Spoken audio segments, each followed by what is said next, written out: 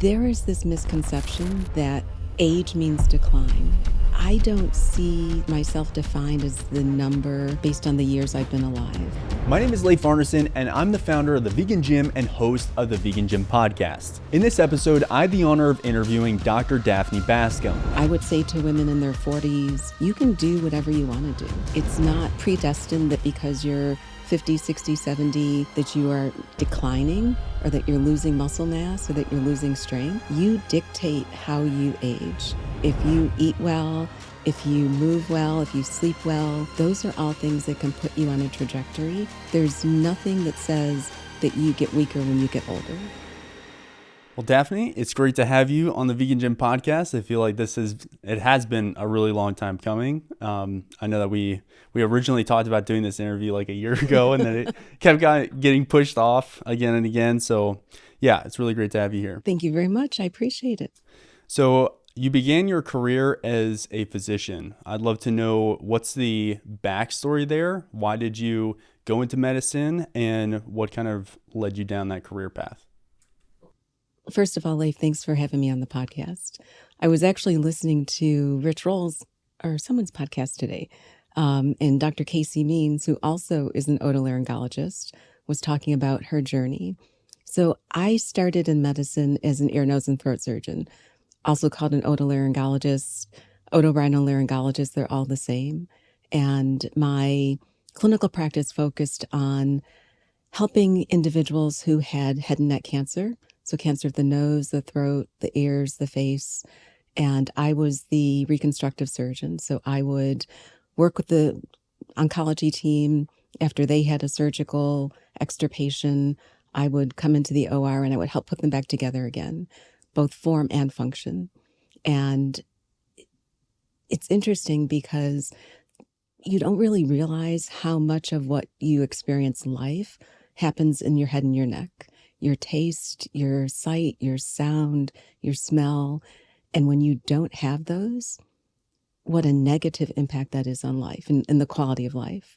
So I love using my hands, so surgery was great for me, but I didn't feel that I was making a huge difference.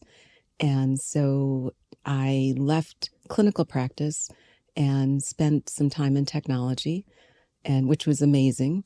Learning a lot about the tech world. It was around the time that electronic health records were becoming more prevalent in healthcare, and really got the bug as to what data could do for helping us understand both outcomes and also things that were happening on a population level. And that just snowballed into learning more about community health, learning more about the factors that really prevent disease rather than doing what I had done for most of my career, which is treat disease. Because by the time people came to see me, they usually failed chemotherapy, failed radiation, and I and the team were their last hope. And so many of the diseases that occur in the head and neck are actually preventable. And that's when 20 years down the line, as I started to put the pieces together, prevention became more important to me than treatment. So I'd love to hear, what was your exposure to nutrition in medical school? What was that like when you were going through? Most of my exposure to nutrition in medical school was learning how to write orders for the dietitian to come see the patient. I did not learn about nutrition. I mean, I learned about nutrition as it relates to disease. So Crohn's disease, how to diagnose deficiencies, vitamin D deficiency, but never the connection between nutrition and disease. That was 10, 20 years down the line, which is, it's really frustrating when you think about it. Yeah, it seems so obvious these days that those should be more linked, and it still seems like there are lots of boundaries that we're still working to kind of tear down between traditional medicine and nutrition and preventative kind of lifestyle intervention. There are still barriers. I think for health systems that work as a care team, I mean, as you know, later on in my career, when you would round as a team where the pharmacist was there, the nutritionist was there, the social worker was there. That's a different model for having everyone bring their expertise to take care of the patient. But that's still after disease has occurred. I think where we could have probably learned more was how to prevent disease through lifestyle. And that's the nutrition piece. There's much more education around nutrition as a treatment, but not as much as nutrition for prevention. So did you know that you wanted to be a surgeon when you were growing up? As a child, what was kind of the career path in your mind? I definitely wanted to be a doctor. And then I wanted to be an astronaut doctor. And then I never thought about being a surgeon until medical school. And so I think it was more just taking care of people that really intrigued me. And the space aspect was great. What is that next frontier in terms of understanding what happens to physiology during space flight? But it was really more internal medicine type of exposure. And it wasn't until I went to a medical school that I thought, oh, I can fix things by taking people apart or putting back together again. So the idea of taking people apart is a little much, I think, Disturbing. for most people. So at least for me, I've never been, I wouldn't like faint around blood, but it's definitely, I for sure know that becoming a surgeon would not be my path. So clearly you didn't have that kind of mental barrier. No. So can you share your journey to going plant-based? How did that come around? And what were some of your realizations through that process? My journey to becoming plant-based was way too late in life. So I gave up dairy probably in my 40s. When I started competing, I realized that dairy and I probably weren't the best match. And so I reduced my dairy intake, not from a knowledge perspective, but from just feeling better perspective. And while I was at the YMCA, I was introduced to the American College of Lifestyle Medicine, attended one of their meetings, and ACLM is one of their key pillars is plant-based nutrition. And so at that meeting, we saw a pre-screening of the Game Changers. So this was before, it was actually probably 2 years before it was released. And after seeing that, and James Wilkes was there, and I literally had this WTF moment because I had none of that had I ever really understood. And so that really catapulted me into understanding more about the connection between food and health. And it was almost like this, why I don't need animal products. There was a fear, and because I was still competing at the time, and I thought, oh gosh, if I give up my beef and my fish, am I just going to not be as competitive as I was in the past? But the data was there. So after that conference, I had no qualms about removing animal products from my nutrition. And that actually opened the door to understanding more about the food system, about veganism in general. And I've been down the rabbit hole ever since. So you pretty much went vegan overnight. What was that process like in terms of learning on the go as you were figuring out this new nutrition lifestyle? You mean what to eat? Yeah. So I'm very much, I can do things like this. I did the deep dive into YouTube. I did the cookbooks. I did, luckily at the time I had a coach. So I was able to ask my coach because again, I didn't want to stop competing. So if I'm taking away the fish and the beef and all the other things, what can I eat and still maintain my muscle mass and continue to grow? And that's when I learned about beans and lentils and tofu. And it was a hot mess at first. Tofu was not my favorite thing until I learned how to cook it. But it was really taking time to understand what I was trying to fuel my body with and for, and then figuring out what that substitute was. So you've mentioned competing. Could you share what you were competing in and what led you into that world? So for my 40th birthday, I treated myself to some personal training. Um, I trained with Mary Kudla she was a pro figure competitor. And I really went into the gym just to undo some of what had been going on in my life in terms of poor eating, poor movement. And so I said, 40, time to get on the track because I'm getting older.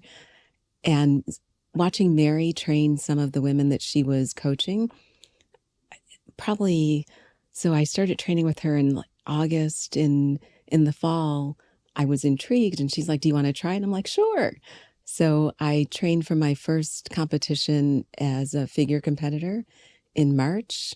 Um, Started training with Mary in August, competed in March, and just got the bug. It was something I can do on my own. So no one, I didn't have to coordinate my schedule with anyone else, but it was really finding ways to push myself and to grow, and just seeing your physique change through what you ate, how you moved your body.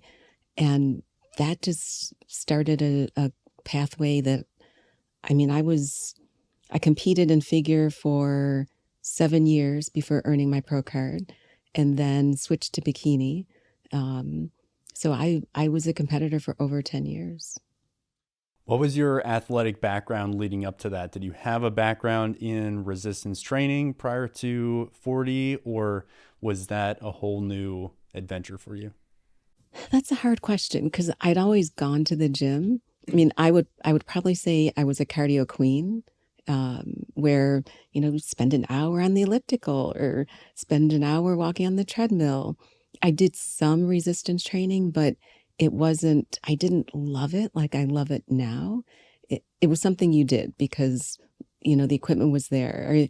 I remember going to Bally's and, going to a lot of the box gyms that were popular in the 70s, and no one really showed you how to use the equipment. So you kind of did the leg extension and did the leg curl, but it wasn't the same as when I actually had a coach show me how to use things and what that movement could do for my body, that I really got the bug to lift weights.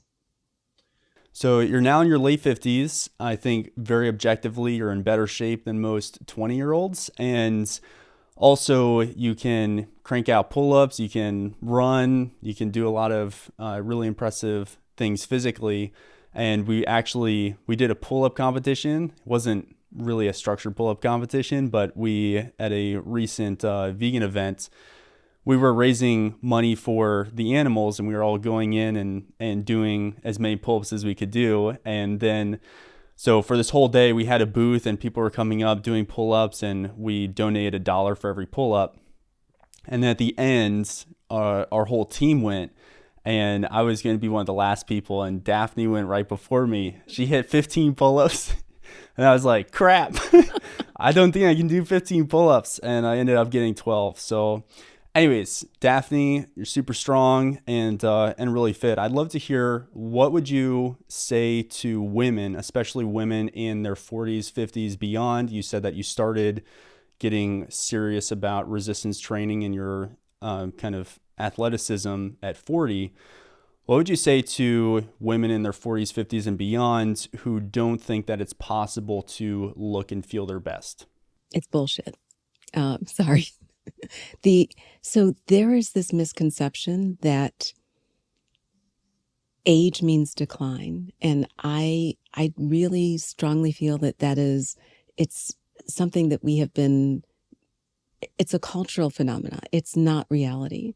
I remember reading a book that Dara Torres wrote. People may not remember Dara Torres. She was an Olympic swimmer, and the book was titled Age is Just a Number. And when I read the book at the time, it didn't really hit me, but I don't see myself defined as the number based on the years I've been alive. I think I would say to women in their 40s, probably in their late 30s and beyond, you can do whatever you want to do. It's not predestined that because you're 50, 60, 70, that you are declining or that you're losing muscle mass or that you're losing strength. You dictate how you age. And so if you eat well, if you move well, if you sleep well, those are all things that can put you on a trajectory to have a healthy, to be 80, 90 years old and be healthy. There's nothing that says that you get weaker when you get older. I really love the idea of hybrid athleticism. So being able to go out and run a half marathon, deadlift your body weight, go out and do a diverse array of different athletic feats and be able to just feel really functionally fit. So that's really kind of how you train. And I'd love to hear, why do you focus on hybrid athleticism? Why do you do kind of a little bit of everything? That's a great question. I don't think I understood what hybrid athleticism was until the pandemic when I was forced to do it. So during most of the years when I first started becoming interested in physique competition, I decreased my cardio, partly because the people always say, well, you're going to burn off your muscle. And so it was only when I was getting ready to step on stage that I would increase my cardio. And then it was always like this, oh my gosh, this is really hard. And then during the early days of the pandemic, when the gyms closed, I had to do something. And I lived in an apartment building, and I started by walking the stairs. And then I started walking the parking garage, and I started running in the parking garage. And at the same time, I was still lifting, mainly using bands. So I would take my bands and go into the stairwell, and I would do all my workouts just with resistance bands and my body weight. And what I found is that I actually got stronger. So doing structured resistance training, adding cardio into that, I felt better than I did when I was just trying to do one.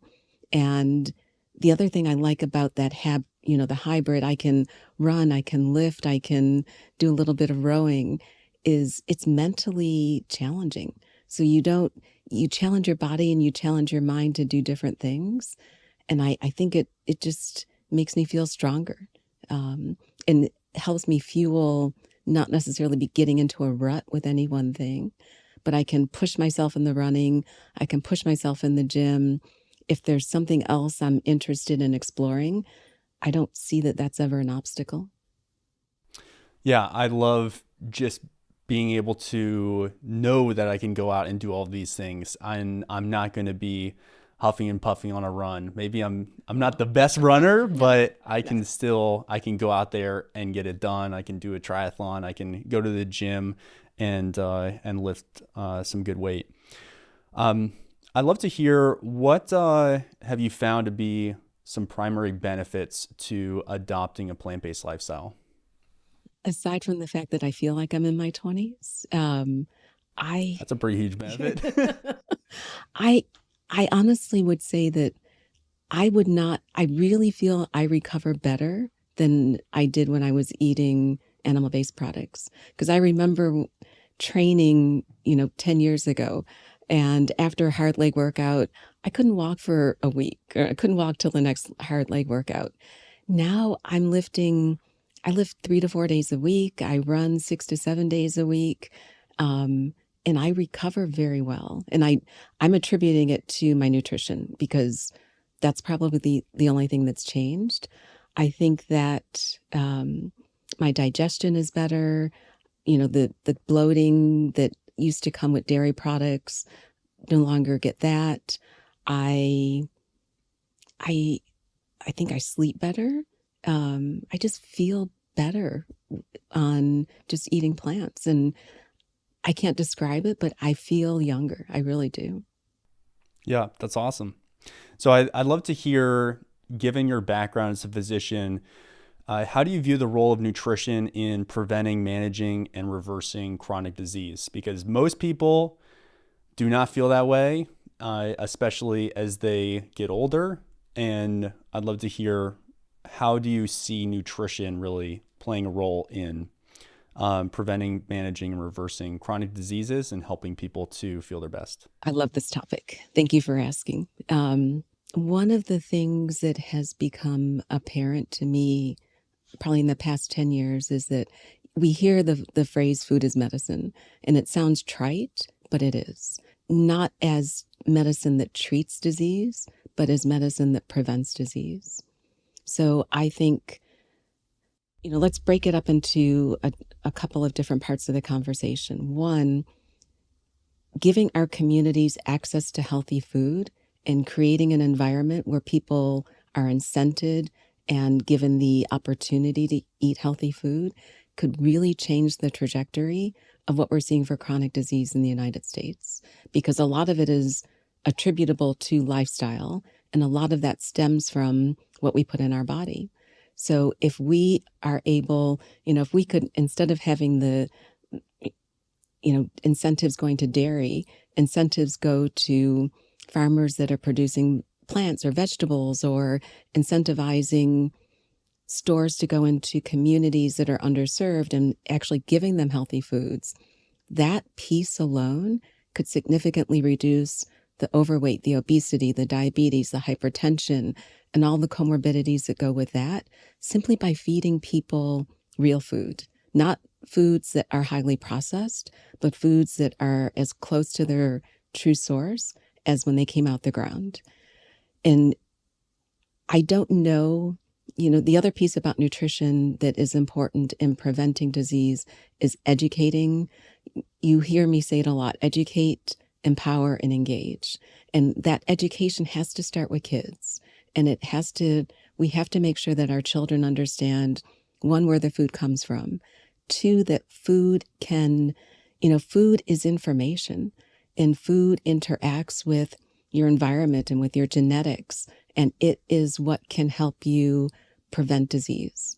The diseases that tend to run in a lot of communities, whether, I'll take the African American community.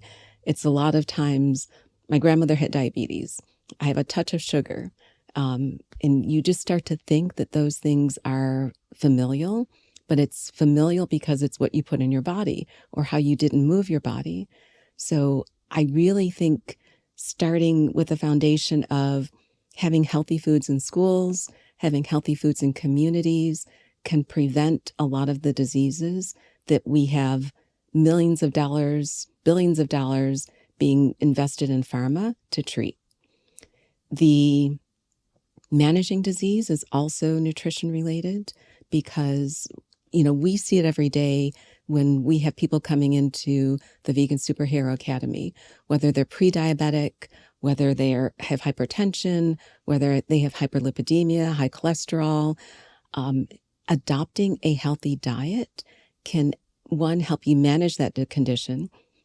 But if you adopt a whole comprehensive lifestyle, it may help you reverse that condition. And this isn't Daphne talking. We have lots of the leaders, Dr. Ornish, Dr. Esselstyn, Dr. Campbell.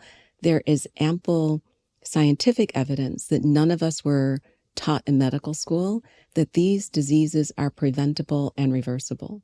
And I would rather spend, which is one of the reasons I'm at the vegan gym, I'd rather spend an hour with someone talking to them about how to prevent disease or how to reverse disease than spend 15 minutes with them, write them a prescription, see them back in 3 months with the same thing that they had the first time they saw me. That's not healthcare.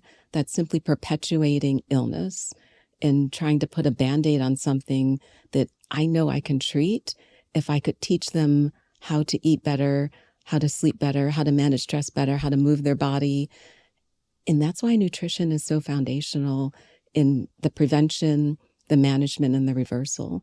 But if people don't understand that, or if they think, the easy button is give me Ozempic or give me Wegovy or give me a statin, then we're doing a disservice to our community, because that is not actually treating the illness or treating the root cause. That's treating the symptom. Sorry, I went on a rant. So well said. I think it's really important for us to shift from focusing on how do we cure this to how do we prevent this. And I think you summed that up really well. I mean, I think, and this ties a little back into our conversation last night, until there's a different incentive structure, it won't change. I mean, as a surgeon, I wasn't compensated to keep people healthy. Most healthcare systems aren't compensated to keep people healthy. The pharmacy, pharma is not incented to give people broccoli pills.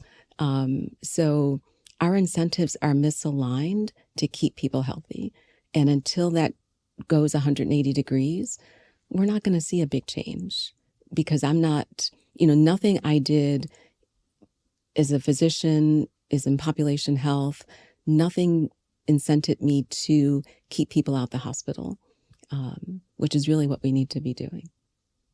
Yeah, it's kind of, you mentioned broccoli pills. It's kind of ironic to see these big pharma companies trying to take the amazing health benefits of broccoli or another vegetable and try to like pull out little compounds that they can put into a pill and then sell it for 1,000 times more than broccoli. Here's your berberine pill.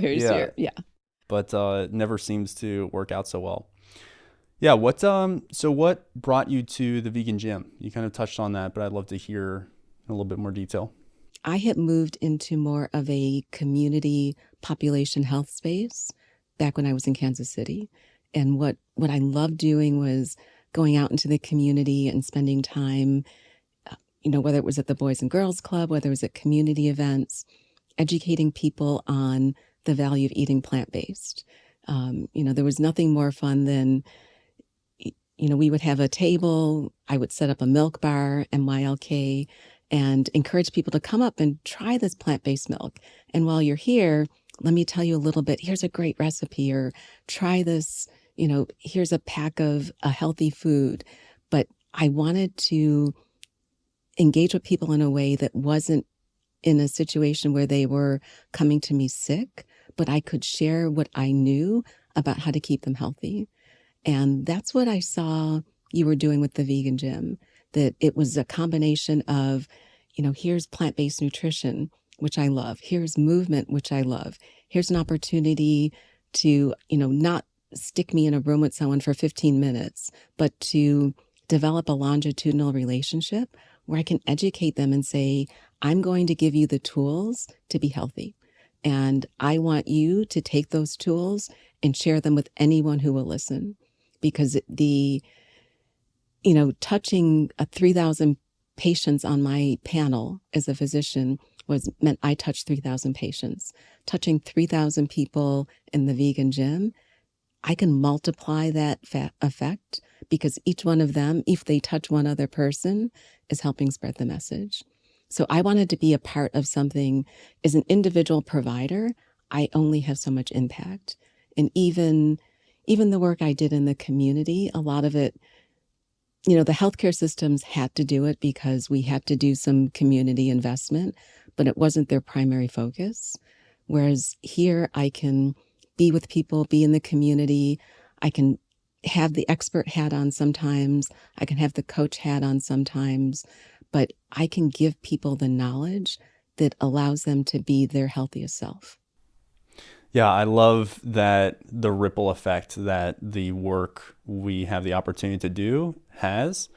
And it's just so incredible to watch someone transform their life and then have that become a ripple effect in their own community with their family, friends, coworkers, etc. And it's been, was it been like 15 months since you joined the team? About 15 months. It's been a good run so far, and I'm looking forward to continuing to work with you. I'd love to ask, what are some of the biggest lessons that you've learned throughout your fitness journey? Some of the biggest lessons I've learned throughout my fitness journey. One, listen to your body. So when I was a resident, I tore my Achilles. And partly because you think you're invincible. Oh, I can go out and I can run around a track and I can sprint and boop. Well, maybe not. So one is listen to your body. One of the other lessons is warm up and cool down, because you can't just, and part of that came also from, as I've gotten older, the importance of making sure that my body's warm before I jump into exercise and then cooling it down afterwards. I did not do that when I was younger. I think uh, a lot of times, even now, people say, "Well, I'm just going to waste time warming up." No, warming up is almost little bit of prevention, and so listen to my body, warm up, cool down, and then probably the other lesson is your mind is really your biggest obstacle, because you can do more than you ever thought you could do. If I if you'd asked me 2 years ago if I could go out and run 10, 12 miles, I would have probably laughed and said, I can go out and maybe run 1 mile. And if I make it around the track running 1 mile and you don't have to call EMS, that'll be good. But those barriers get removed as your mind starts realizing, well, yeah, I can do this 5 minutes and I can do it 15. And now going out and running 2 hours is not a barrier. And so part of it is understanding that my own limiting beliefs have to be removed to allow me to do things that I hadn't done before. Doing 15 pull-ups, it didn't happen overnight, but every day I do 1 or 2 pull-ups. And so over time, I can do so many consecutively. I have to believe in myself. And I think that's the other thing that fitness has taught me. Totally agree with all that. The importance of focusing on mindset. What would you say drives you? Probably 2 things drive me. One, I still feel strongly that with a different trajectory, my parents could still be here with me today. So I'm driven by wanting to not have other people succumb to disease, which I think was probably preventable. And so and that driving force is, as I may have shared before, my dad would say, he called me his wingman. And so it's, how do I become a wingman for someone else so that they don't have to go through some of the things that we've gone through in our family? So I want to be that wingman for people, to give them the knowledge they need. And that drives me, which it's why I love to write. It's why I love to share, because knowledge is power. I think the other thing that drives me is, if I want to maybe inspire someone to aspire to be better than they were yesterday. And that could just be going out and taking a walk. It could be making a lentil loaf. It could be wanting to do 1 pull-up if they can't do 1 pull-up. But if I can be an example to other people, that also inspires me, and it motivates me to be a better me. Yeah, those would be the 2 big things. Yeah, that's beautifully said. Have you, more recently, has your lifestyle had an impact on family, friends, anyone else kind of in more of your direct community? So my co-podcast host that I'm running the half marathon with next weekend, she was not plant-based when we first met. So I started coaching her and her husband when they were omnivores. And when she saw me changing and they went plant-based, she's like, well, why didn't we tell more people about this before? So that's one. I think my my younger brother, who is, he is navigating a prostate cancer journey. I had shared, he knew I was plant-based. I kept advocating for that. And then his oncologist told him, well, you should be plant-based. I'm like, well, no shit, Sherlock. I've been telling you that for years. So I think people see what you do. So family, yes.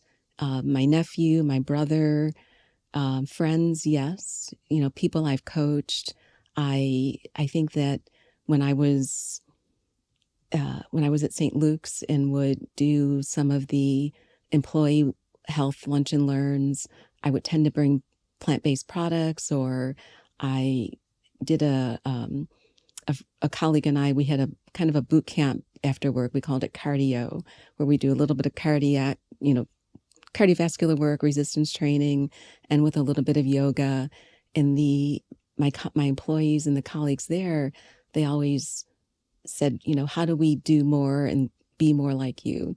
And it was just those little opportunities to share what I thought contributed to a healthy life, and that maybe they could walk away with one nugget. So that ripple effect, we can all have a ripple effect, whether it's family, friends, community. We all need to aspire to inspire. Yeah, I love that. There are so many people from our Vegan Superhero Academy. I don't know how many of these stories you hear personally, but lots of people who have said, "Hey, Daphne is just a real inspiration to me," and I think that's really cool. So, going off of that, our coaching program is called the Vegan Superhero Academy. I would love to hear, what does being a vegan superhero mean to you? Traditionally we think of a superhero as someone with exemplary, powers that are above and beyond human nature, whether it's, you're like Wonder Woman, whether you're like Superman. To me, a vegan superhero is someone who cherishes life of all creatures, human, animal, and understands the importance of everything we do and the impact on this planet, and wants to share that message with other people. Vegan superheroes aren't invincible, but our superpower is that we come together and we believe in a common message, and that message is focused on health, compassion to animals, compassion to the planet, and that we want to defend and protect all of those so that we can have a more healthy and sustainable lifestyle as individuals and for the next generations to come. Yeah, it's beautifully said. How do you help your clients set realistic goals and also develop sustainable habits? And what do you think are the keys to long-term success in your health and fitness journey? I'm going to start with the last question. The key to success is consistency. And I know it sounds simple, but doing little things on a consistent fashion, it changes your life. And whether we read within VSA, we do a lot of reading, whether we're talking about Tiny Habits, whether we're talking about James Clear's book, Atomic Habits. Habits and consistency are the foundation for success in everything, health and fitness, in business. Do consistent things consistently, do small things consistently, and you will have success. But also don't avoid doing the hard things. And that's where coach comes in. So most of the clients I coach, I create the framework, and people may see me refer to it as the 3 M's. So we talk about meals, movement, mindset, sleep, stress, and social connection. And that holistic picture is where we start to create SMART goals around what's important to you. I like to be a partner to everyone I coach, because I think that this is something we do together. We set goals together. We identify what are the priorities that need to be addressed, and how do we create a framework where we can start to make progress toward those goals. So, and it means creating a foundation, and that foundation may just be being consistent, doing what you're doing today, whether it's going to bed at a consistent time, or meal prepping consistently, or even just eating plant-based on a regular basis. So I like to take the approach where we're creating a framework that is whole health, whole body, where your nutrition's important, your movement is important, you need to include that social connection, which is why the VSA community is so important, because you have other people that you can identify with and communicate with, and who can inspire you and who can share with you what is a factor for their success. But it's me helping people create those goals, encouraging them that they need to remove their own limiting beliefs about what they can achieve, and sometimes pushing them So, you know, a good coach won't just pull. You may need to push, but it's a journey that I like to take together with everyone that I coach to say, where are we going? Because I'm going to be with you every step of the way. Sometimes I may be pushing you, sometimes I may be pulling you, but we're going to get there, and it'll take time, but you have to believe in yourself to get there. Yeah, I love that. What are some of your favorite exercises? Pull-ups. No. So I have probably every day I do squats, because squatting is, you need to squat every single day. Squatting is getting out of bed, squatting is getting off the chair, squatting is getting off the potty. So part of my morning routine, I do squats, I do push-ups, I do pull-ups, and I do dips every day. And it's what's allowed me to increase the volume that I do to where the numbers I do now. But I kind of call it my lifestyle, just wake your body up. But I do squats, push-ups, pull-ups, and dips every single day. And those are my favorites. And you don't need a gym to do any of them, because the squats I'll do as I'm warming up. The push-ups you can do before or after your workout. Pull-ups, you can do them in the gym, but you can do them on a door frame. So don't feel that you need to have fancy equipment to do pull-ups. And then tricep dips, if you have a chair, if you have a stair, if you have a bench, you can do those too. So I know your secret now for pull-ups. I can train so so I can The next keep up with you. competition. Yeah. What's on your fitness achievement bucket list? Um, well, my next bucket achievement's going to be running this half marathon, and that'll be fun. That's next weekend. I would love to do, I don't know if I'll get there, but I follow a lot of ultra runners. I would love to do an ultra. I mean, ultras are great because you can run and walk. You don't have to run the whole thing. But something like UTMB or, being in a beautiful place and doing an athletic event it's on my bucket list. I would love to do, I don't know, a Spartan race, maybe, kind of, sort of, looks intriguing, but some type of combination, again, going back to that hybrid athleticism, where you do a little running, a little climbing ropes, a little going over obstacles. I could easily see doing that in the next year or so. Those are the big ones. Very cool.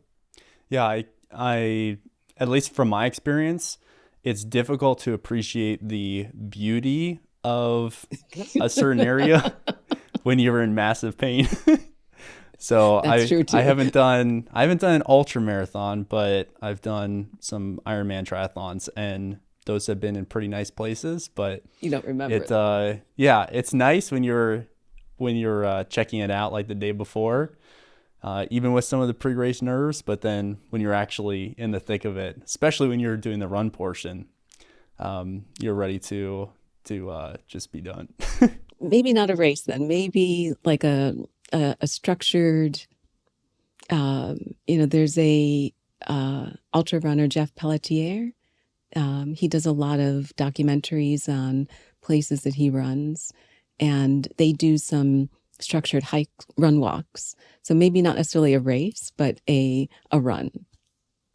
Yeah, awesome.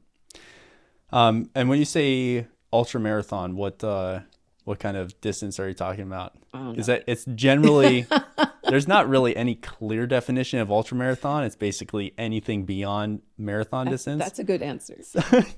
27 miles. 20. I was going to say 26.7. Yeah. All right. There we go. Do you think we'll see a vegan world? Do I think we'll see a vegan world? You want the jaded part of me to answer that, or the part of me that is hopeful? What part of you feels stronger right now? The jaded part of me. Okay. I have to go back to, we know the right answer. We know the power of plants for nutrition. We know the benefits to our environment of eating plants and not necessarily focusing on raising animals as part of our, to feed people. The very nature of how we disincent health and how we disincent even doing the right things for the environment sometimes makes me less hopeful that we'll get there, unless there's some catastrophic event that really forces us to realize our ability to live as human population on this planet is threatened to the point where we actually have to do something. I mean, still the arguments around global warming, the arguments around CAFOs, the arguments around so many things that, that we talk about as a community, there's still a lot of people who don't think they're important. And there's still a lack of focus from a financial perspective on advocating for those things, as opposed to continuing to drive forward with things that we know are detrimental to health, animals, and the planet. So there's a lot of drivers from an industrial and financial perspective that are counter to a vegan world. And that's why sometimes I'm less optimistic, or there will be some turning point, some pivotal occurrence where we realize, oh shit, we really need to pivot and follow a different path. I do want to say, though, that I don't want us to become unhealthy vegans. And that is something that I'm worried about, because plant-based nutrition, veganism is becoming big business. And so when you start to see, there's a lot of transition foods, and I think it's amazing that we can provide people who want to explore plant-based nutrition with alternatives that allow them to step toward, whether it's meat alternatives or some other products that are coming to market. But I worry that we're going to create junk food vegans that have the same negative health outcomes as those that are eating animal products today.